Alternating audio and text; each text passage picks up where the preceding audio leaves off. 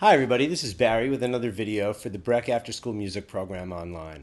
Today's video is going to be another one about music production on GarageBand OSX. Today we're going to build a beat from scratch, starting just like we're going to actually play using a controller. Here we go.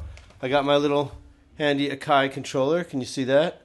Yeah. There's different ones that you can get. This one's actually was I think $130, and it's got, you can see, beat pads. It's actually, this one's amazing. It even has sounds inside and a little speaker. This is the Mini Play. It's really very fun. But here's one by Korg that's even kind of less expensive. I'm not sure if they're still making this model, but you can get like really rudimentary ones. It doesn't have to be very expensive. You can get yourself something that you can use, and you can even just with the keys, you can play, you know, all your parts, your drums or your instruments, either way. Or, you know, if you have a big full-size keyboard that you can, you know, play and plug that in USB or have MIDI cables or any of those things. I'm just trying to show you that you can, with very small and inexpensive tools, you can do a lot. Also, I like having small stuff because it's portable and you can take it with you. All right, so that's all you're going to see of my face. Let me show you. We are now looking at GarageBand. By the way, all the stuff that we talk about, mostly we're going to use GarageBand because it's kind of universal and it's on everybody's computer. If you have a Mac, or on everybody's phone if you have an iPhone. If you're not an Apple person, I apologize. All of these things are still applicable to any digital audio workstation, or DAW, D-A-W, and really just the process of making music, even when you're not recording it. I'm trying to you know, teach things and to express them in a modular way, so you sort of understand. For instance, what I like to do when I'm building a track, and that's what we're going to do today, is I like to start from what I think of as the foundation. All right, from the drum beat, which is going to be sort of like the foundation. It's going to be sort of the skeleton of the track. It's going to determine what the feel is to a certain extent, and then from there I'm going to build. Now, this isn't always the way I do it. This is especially useful if I already have the composition in mind, but even if I'm making something from scratch, sometimes I like to do it this way. I learned this from studying reggae music and production of hip-hop music and house music and dance music and all that stuff. So, okay, so I've actually made a beat in here, but we're going to start, we're going to open a new track in GarageBand. There we go. We're going to go to an empty project. Again, we're going to start from scratch so that I can play along. Okay, we're going to start with a MIDI instrument, USB MIDI keyboard. This is what I showed you. It's my little Akai. All right, now it's going to come up on a default of a piano, a classical electric piano here, which is a great sound. It's very useful. That's probably why they have it up there, because everybody loves that sound. But in order to go sort of back in the menus, I have to go down here. This is not very intuitive. It doesn't show you where it is. But if I click on the name of the instrument down here at the bottom on the left, now I have a list of banks of instruments, all right? And I'm going to go to electronic drum kits, and I like this beat machine, so I'm going to try that for now, all right? So you see that. Now, I'm going to grab my keyboard here, my MIDI controller, and I can either use the, let's see if I turn, I think you have sound even if I don't hear it. Oh, that's too loud, isn't it? Yeah, let me turn down the volume, sorry about that, of the GarageBand track. You have to, when recording these videos, the levels are a little funny, so that should be good right there. Okay, so should be a bass drum. Let me put my headphones on so I can hear what you're hearing. There we go. Bass drum, snare drum, hi-hat, open hi-hat. And then I have some other things here. That sounds like a slap on a conga drum. That sounds like an open conga drum. That's some kind of bell. And that's actually the bell of a ride cymbal, and that's a crash cymbal. So those are all very useful. I'm going to stick right now to just my bass and my snare sounds, because that's sort of like, I don't know, when somebody like beats out a beat on a desk. I'm a teacher, so I see a lot of people beating out a beat on a desk. Or if I have, you know, if I'm going to make a beat with my anything other than sort of beatboxing, but with my hands, as you can see, I use my hands for a lot of stuff. I think of it as having two elements, bass and drum, bass and snare. So that's how I like to build my beats. So I'm going to set my tempo up here. Let's see where the tempo is now. I'm just going to play it. If you see up here, let me go back to my GarageBand. Okay, if you look, let's see, make sure you're in. There you go. I can even zoom in a little bit for you.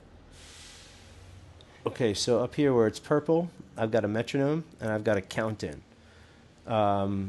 I'm going to leave the count in on for now. I like to let it go a little bit before I even come in, even after the count in. Makes a little sense. Okay, so I'm just going to hit play here. I'm going to hit spacebar and it'll play.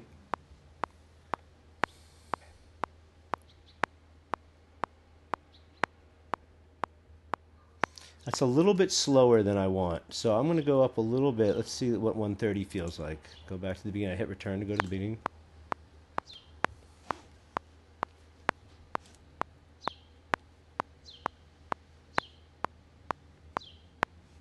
Actually, that is faster, I think. Wow, I'm having a hard time figuring out what the beat in my head. Now let me go up and see if that's where I want it.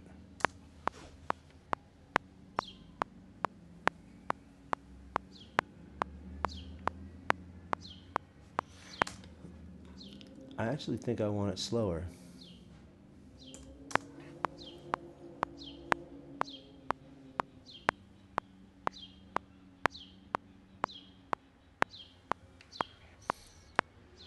All right, so I'm going to try it that way.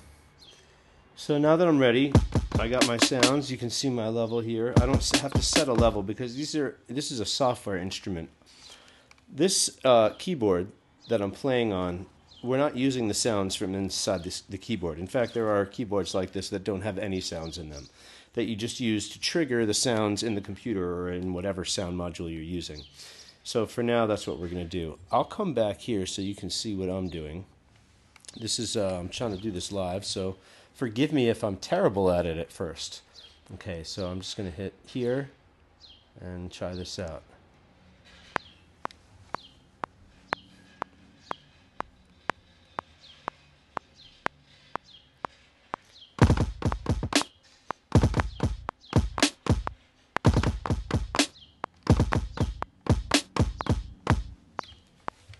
All right, I could have kept going. I just want to see if I drag this back to the beginning.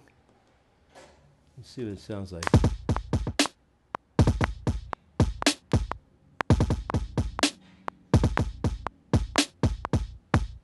Okay, so I'm going to undo that because I didn't like it. All right, and I'm going to try it again.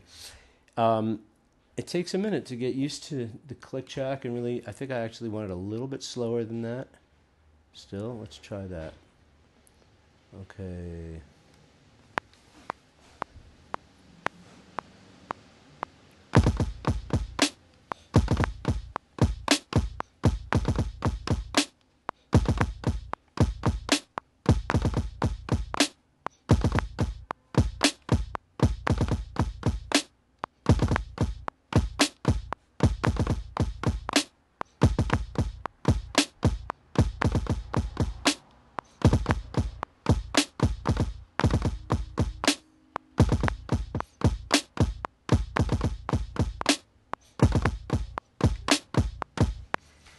All right, let's see if there's a piece of that I like. Let's hear that back.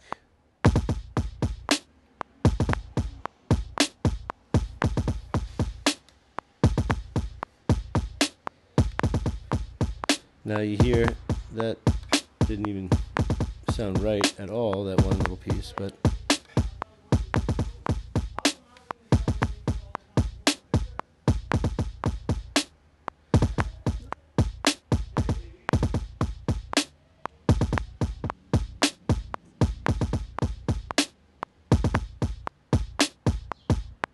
now, I might, if I was doing this on my own, I might just do it again. But there were cool ideas there. And also, it's pretty close to on time, even though it's not quite on time. So I'm going to do what's called quantizing. I'm actually going to go take this to the beginning here. And I'm going to double click on the region. The region meaning that where you can see the notes here, the stripe that is this track. Okay, I double click on that, and you'll see down here now I see all the little notes. Okay, if I go to where it says off, it says time quantize. I go here, and I'm going to go to 16th note because I have some 16th notes in there. All right, and now it may totally move things to the wrong place, but let's see how it did.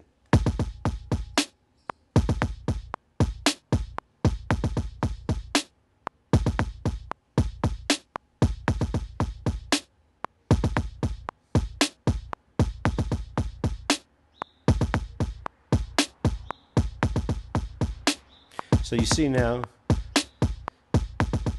everything that I did is now still sort of how I played it, but now it's locked up with the time grid. Now I think it sounds a little stiff. Personally, I liked some of what I was doing before, but because I want to move forward, if I was doing this myself, what I might do is either play it again, or I might just take the piece that exactly has the feel that I want and not quantize it. But that's a slower way to work, and sometimes you end up going back and wishing you had quantized it, or it's like, you really want to develop your ear over time for that. So right now, though, we're just going to use this. I don't need this whole thing. Let's see which part of this I want to use to start with.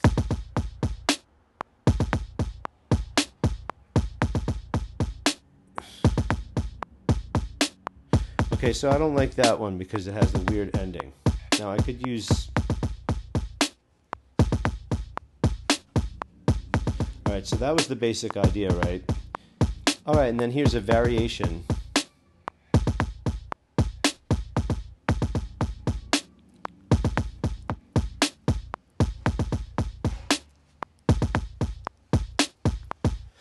Alright, so I really like everything after that first cycle that I said I didn't like. So what we're going to do is we're going to see where that ends. I'm just going to play this.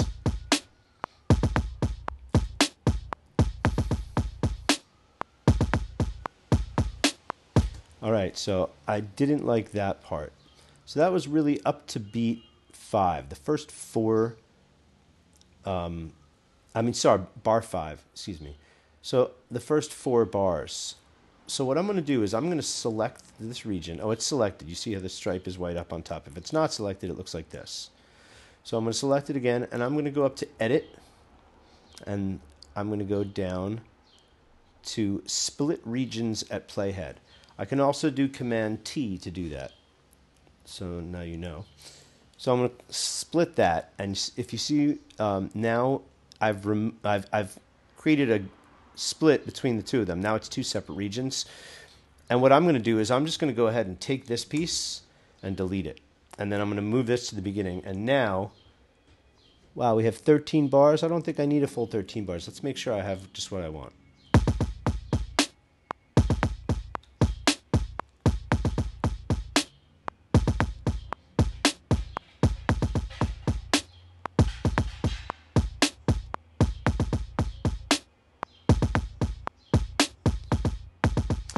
All right, so that's really what I want. So I'm going to take it up to 9, up to bar 9.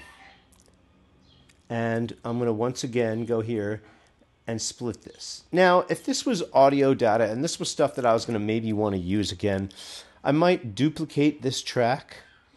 Just go, make sure the track is selected, go up to track and say, maybe it's edit file.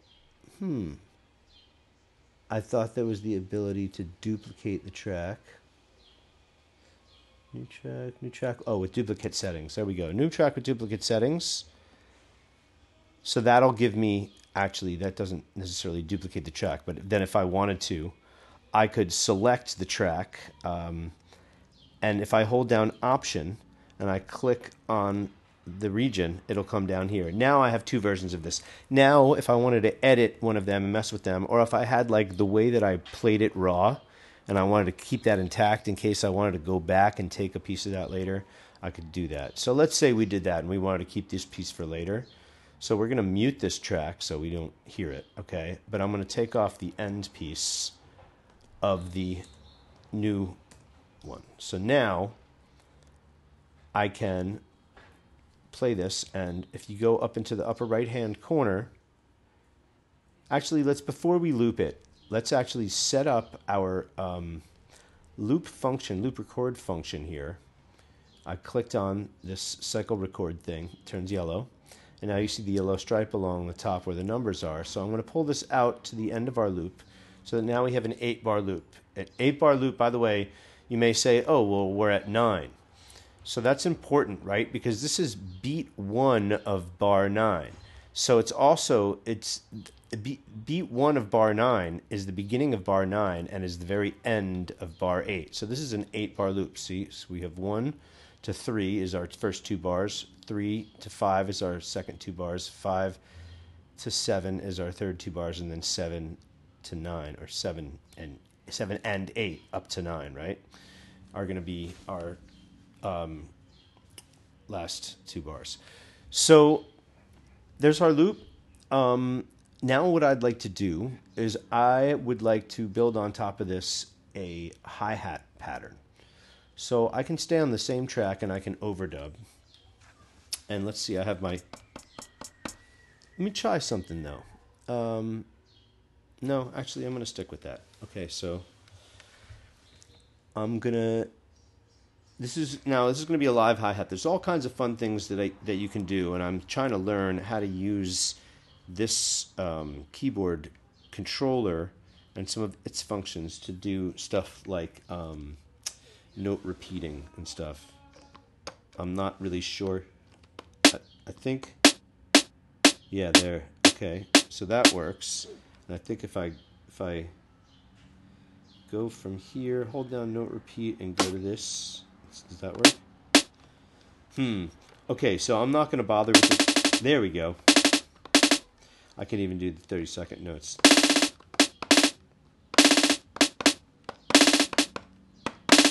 All right, I'm going to try and see how I do.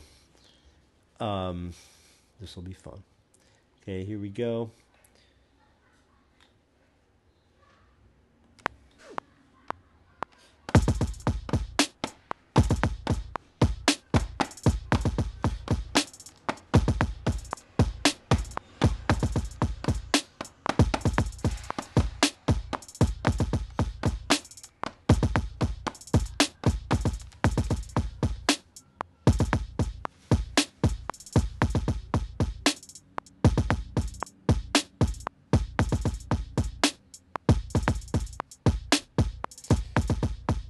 All right, it's very hard to do it intentionally. I'm going to try that one more time. This is not necessarily how people do this. It's just a way to do it, and it's fun to try. So I'm trying it. Let's see how we do. Maybe if I try a simpler and more... this is often... I'm going to say this out loud because sometimes if you're trying to do something, especially a part that's like complex like this, if you have a simple overview of it, in other words, if I make a simple pattern of how I'm going to do this part, it may help, okay? Because it's already complicated.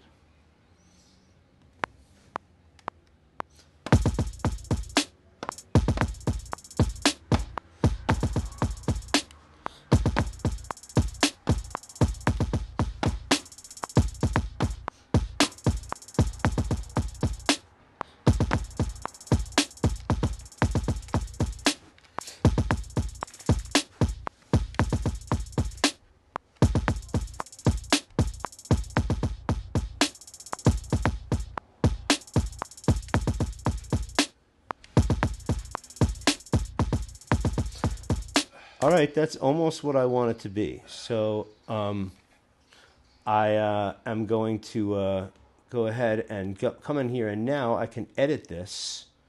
So I have these worked out so that they're I can see them, and I can watch them go by now. I like that. That sounded cool, but I thought I wanted to hear one on the actual beat here.